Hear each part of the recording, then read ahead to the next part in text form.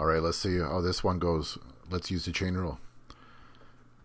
What we're going to do, as usual, is ignore the thing in the brackets and kind of pretend this is like x squared. We know the derivative of x squared. It's just 2x to the power of 1. So this is going to be kind of the same. The 2 is going to come to the front. And then we have what we're ignoring to the power of 1. I won't bother writing that. And then multiply by the derivative of what we're ignoring. Let's fill that in. So x squared minus 2 over 2x squared plus 1. X squared minus 2 over 2x squared plus 1.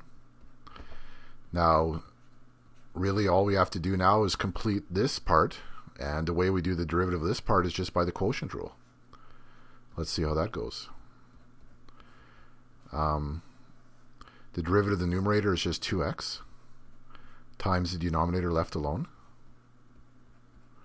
minus the numerator left alone times the derivative of the denominator, which is 4x.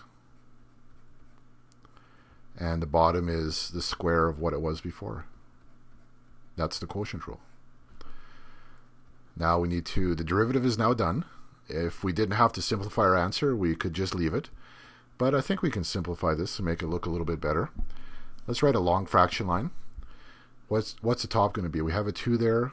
We have x squared minus 2 there. This 2x can multiply across. So we get 4x cubed plus 2x. This 4x can go across as well. Just keep in mind there's a minus sign there.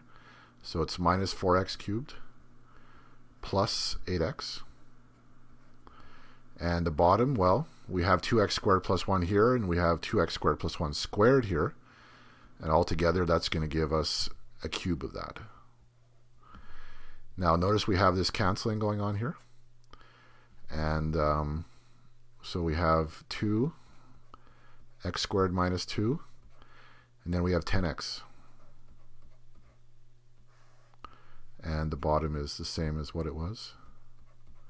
I guess we're basically done. Maybe we could just multiply the 2 times the 10x in order to finish this off. We get 20x times x squared minus 2 all over 2x squared plus 1 cubed. And that's all fully simplified. And that's all there is for that one.